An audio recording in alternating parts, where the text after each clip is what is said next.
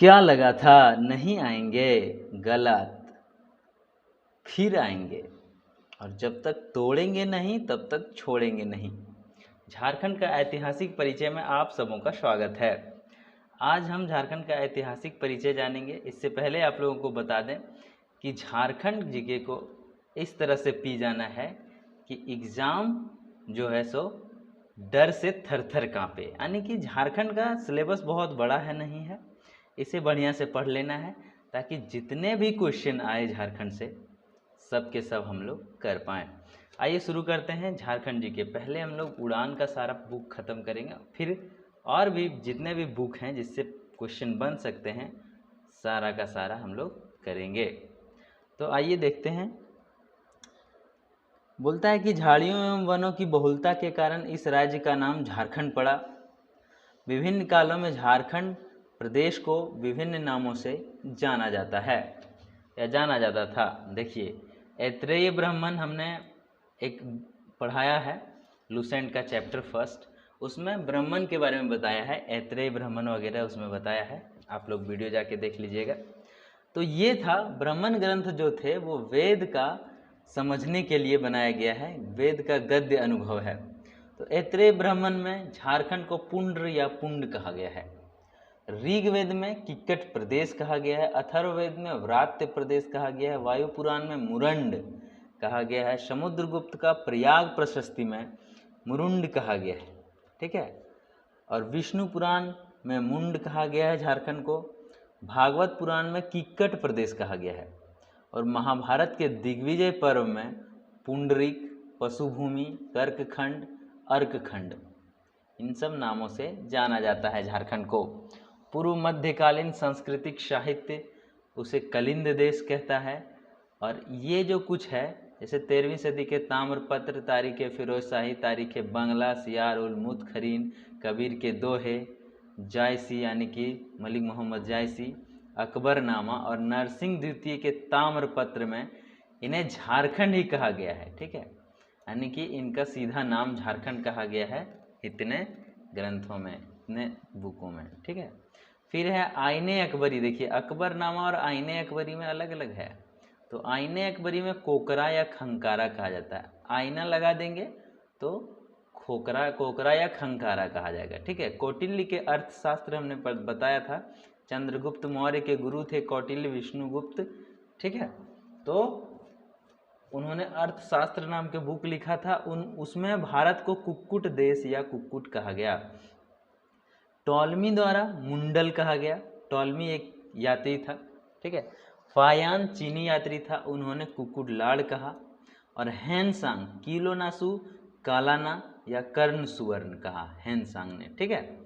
तो ये भी चीनी यात्री था, हर्षवर्धन के शासनकाल में आया था, और ये चंद्रगुप्त द्वितीय के शासनकाल में आया था फायान। फिर है मुगल काल में झारखंड को खुखरा, कुकरा या कोकरा कहा गया।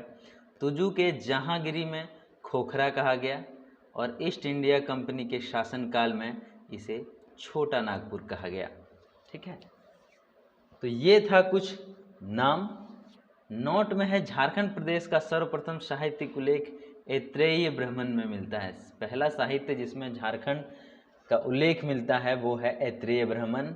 और झारखंड शब्द का प्रथम पुरातात्विक प्रमाण जो झारखंड लिखा हुआ, ठीक है, देखिए ऐत्रेय ब्राह्मण में इसे कहा गया है पुंड्र, यानी कि पुंड्र नाम से झारखंड, लेकिन इतिहास में तो मिला झारखंड, तो किस में मिला? ऐत्रेय ब्राह्मण में।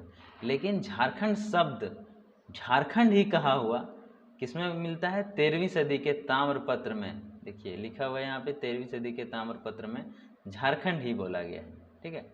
तो इस तरीके से यहाँ पे है नोट, ये दूसरा चीज़ है, ठीक है। आइए देखते हैं नेक्स्ट। प्राचीन काल में गुप्त शासक एवं गौंड शशांक ने झारखंड क्षेत्र पर सर्वाधिक समय तक शासन किया। मध्यकाल में झारखंड में क्षेत्रीय राजवंशों का शासन स्थापित हुआ।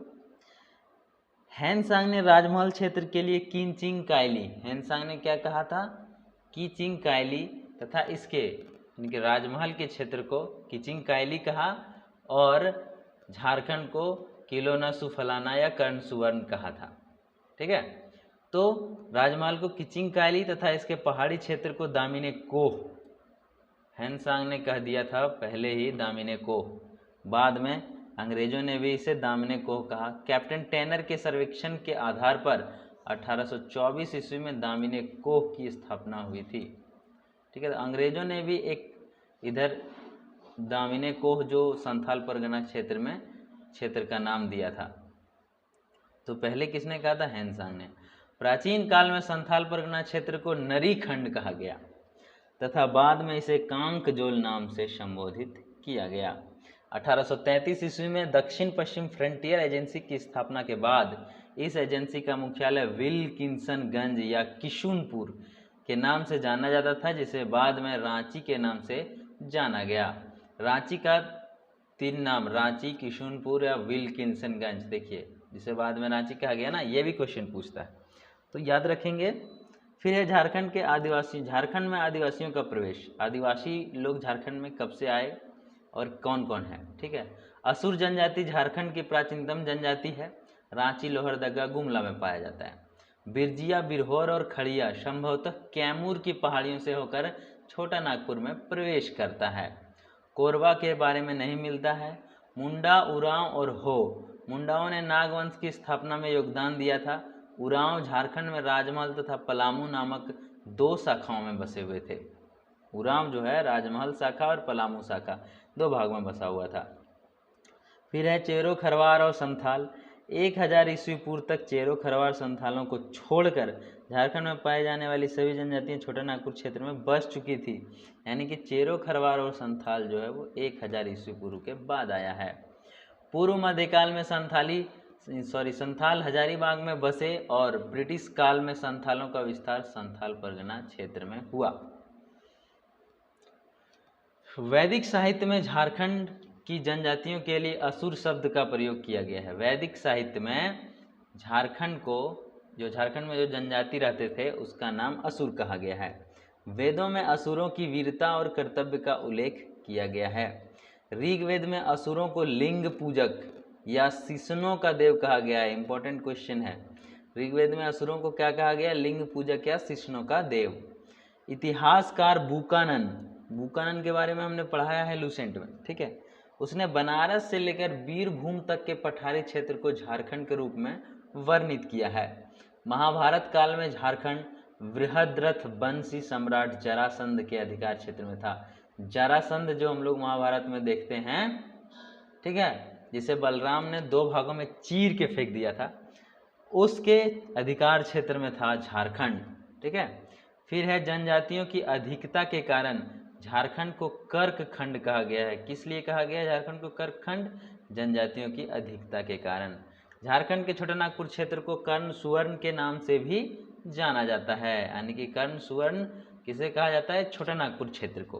तो ये थे सब्जेक्टिव। अब आइए जानते हैं ऑब्जेक्टिव क्वेश्चन। हम लोग ऐसे पढ़ेंगे सब्जेक्टिव और ऑब्जेक्टिव दोनों मिला के, तो सारा क्वेश्चन लगभग कंप्लीट हो जाएगा। देखिए, इस राज्य का नामकरण झारखंड क्यों पड़ा? तो क्यों पड़ा था? पहाड़ियों की बहुलता के कारण, ठीक है। वन एवं झाड़ियों की बहुलता के कारण जो है वो क्या पड़ा था? इसका नाम झारखंड शुरू में हमने पढ़ा था, ठीक है। फिर झारखंड प्रदेश का सर्वप्रथम उल्लेख कहाँ मिलता है? ऐतरेय ब्राह्मण में हमने अभी पढ़ा। झारखंड शब्द का सर्वप्रथम उल्लेख कब किया गया? तो 13वीं शताब्दी में झारखंड शब्द बना, ठीक है। ऋग्वेद में झारखंड का उल्लेख किस नाम से किया गया है? ऋग्वेद हमने अभी पढ़ा था कि ऋग्वेद में झारखंड को कहा गया है किकट नामा देशो अनार्थ, या किकट नाम, ठीक है, किकट देश। फिर है निम्न में से किस वेद में झारखंड को व्रात्य नाम से संबोधित किया गया है? तो व्रात्य नाम से संबोधित किया गया है अथर्ववेद में, ठीक है। फिर है वैदिक साहित्यों में झारखंड की जनजातियों के लिए निम्न में से किस शब्द का प्रयोग किया गया है? असुर शब्द का। किस शब्द का प्रयोग किया गया है? असुर शब्द का, हमने अभी पढ़ा, ठीक है। 7वां प्रश्न, निम्न में से किस वेद में असुरों को लिंग पूजक या शिष्णों का देवता कहा गया है? तो अभी पढ़े ऋग्वेद में कहा गया है। तुजुके जहांगीरी में झारखंड के लिए किस शब्द का प्रयोग किया गया है? तुजुके जहांगीरी में झारखंड शब्द के लिए, झारखंड के लिए कौन सा शब्द का प्रयोग किया गया है? खोखरा। ठीक है। फिर है कौटिल्य के अर्थशास्त्र में झारखंड को किस नाम से संबोधित किया गया है? तो कुक्कुट या कुक्कुट देश के नाम से संबोधित किया गया है। देखिए कौटिल्य के अर्थशास्त्र में कुक्कुट या कुक्कुट देश। ठीक है। तो आइए फिर है किस ग्रंथ में झारखंड का उल्लेख पुंड्र नाम से किया गया है? तो पुंड्र नाम से शुरू में हम लोग पढ़े थे, ऐत्रेय ब्राह्मण में पुंड या पुंड्र के नाम से संबोधित किया गया है। फिर है निम्न में से किस ग्रंथ में झारखंड को किसी दूसरे नाम से जाना गया? जैसे देखिए अकबरनामा, तारीख ए बंगला, तारीख ए फिरोजशाही में जो है वो झारखंड ही कहा गया है। ठीक है। लेकिन कौटिल्य के अर्थशास्त्र में क्या कहा गया है? कुक्कुट कहा गया है। ठीक है, अभी हमने पढ़ा। टॉलमी ने झारखंड को किस नाम से संबोधित किया? तो थोड़ा देर पहले पढ़ा था, मुंडल नाम से टॉलमी ने इसको संबोधित किया था। फिर है वायु पुराण नामक ग्रंथ में झारखंड को किस नाम से संबोधित किया गया है? तो मुरंड, शुरू में हमने पढ़ा। 14वां प्रश्न है विष्णु पुराण नामक ग्रंथ में झारखंड को किस नाम से जाना जाता था? तो मुंड नाम से जाना जाता था। किस नाम से? मुंड नाम से। फिर है फाहियान द्वारा झारखंड का उल्लेख किस नाम से किया गया है? फाहियान। ठीक है। तो हमने पढ़ा था फाहियान जो है सो आया था चंद्रगुप्त द्वितीय के दरबार में, कुक्कुट लाड़ के नाम से जाना जाता है झारखंड को। फिर है भागवत पुराण में झारखंड को किस नाम से जाना जाता है? तो भागवत पुराण में किक्कट प्रदेश के नाम से जाना जाता है। 17वां प्रश्न छोटा नागपुर में झारखंड को निम्न में से किसके द्वारा संबोधित किया गया? छोटा नागपुर। तो ईस्ट इंडिया कंपनी जब यहाँ आया तो इस क्षेत्र को क्या कहा? छोटा नागपुर। इतिहासकार बुकानन ने किस स्थान से लेकर बीरभूम तक, ठीक है, तो बनारस से लेकर बीरभूम तक के सभी क्षेत्र को क्या कहा गया? झारखंड कहा गया। किसके द्वारा? बुकानन के द्वारा। 1833 ईस्वी में स्थापित दक्षिण पश्चिम फ्रंटियर एजेंसी का मुख्यालय कहाँ है? तो किशुनपुर। हमने बताया था किशुनपुर जो है वो रांची बाद में हो गया था, तो वहीं पे दक्षिण पश्चिम फ्रंटियर एजेंसी का मुख्यालय था। झारखंड शब्द का प्रथम पुरातात्विक प्रमाण कहाँ से मिलता है? तो 13वीं सदी के ताम्रपत्र अभिलेख से मिलता है। ठीक है। नेक्स्ट है महाभारत काल में झारखंड निम्न में से किस बृहद्रथी सम्राट के अधिकार क्षेत्र में था? अभी हमने बताया जरासंध के। महाभारत के दिग्विजय पर्व में झारखंड की चर्चा किस नाम से होती है? महाभारत के दिग्विजय पर्व में झारखंड की चर्चा जो है वो पुंडरिक देश, ठीक है, या पुंडरिक के नाम से होता है। फिर है महाभारत में झारखंड के लिए निम्न में से कौन सा नाम प्रयुक्त किया गया है? महाभारत में पशु भूमि कहा गया है। क्या कहा गया है? पशु भूमि। ठीक है। और फिर है अशोक के 13वीं शिलालेख में झारखंड को अटावी कहा गया है। याद रखना, ये इंपॉर्टेंट क्वेश्चन है। ठीक है। 13वीं शिलालेख में झारखंड को अटावी कहा गया है। 13वीं सदी के ताम्रपत्र नहीं है, ये अशोक द्वारा जो शिलालेख लिखा गया था, जब अशोक का काल पढ़ेंगे तो उसमें मिलता है 13वीं सदी 13वां शिलालेख। ठीक है। उसमें झारखंड को अटावी नाम से पुकारा गया है। समुद्रगुप्त के प्रयाग प्रशस्ति में झारखंड को किस नाम से संबोधित किया गया है? तो समुद्रगुप्त के प्रयाग प्रशस्ति में झारखंड को मुरुंड कहा गया है। ठीक है। समुद्रगुप्त गुप्त वंश जो है वो वायुपुराण से था। ठीक है। तो प्रयाग प्रशस्ति मुरुंड नाम से। तारीख ए फिरोजशाही में झारखंड को किस नाम से संबोधित किया गया है? तो तारीख ए फिरोजशाही में झारखंड ही कहा गया है। तारीख ए बंगला में भी झारखंड ही कहा गया है। ठीक है। सियार उल मुतखरीन में भी झारखंड ही कहा गया है। अकबरनामा में भी झारखंड कहा गया है। ठीक है। 29वां प्रश्न है झारखंड के लिए निम्न में से किस शब्द का प्रयोग किया गया है? ठीक है। तो हेनसांग ने झारखंड को क्या कहा था? किलोनासु कालाना। ठीक है, याद रखना है, किलोनासु कालाना कहा था हेनसांग ने, हर्षवर्धन के दरबार में आया था। मलिक मोहम्मद जायसी के पद्मावत में झारखंड को किस नाम से जाना गया है? झारखंड शब्द का उल्लेख किया गया है। तो उन्होंने कौन सा ग्रंथ लिखा था? पद्मावत। कौन सा लिखा था? पद्मावत ग्रंथ में उन्होंने कहा था झारखंड को झारखंड। 31वां प्रश्न, निम्न में से भक्ति काल के किस कवि ने अपने दोहे में झारखंड का उल्लेख किया था? तो कबीरदास, हमने अभी पढ़ा।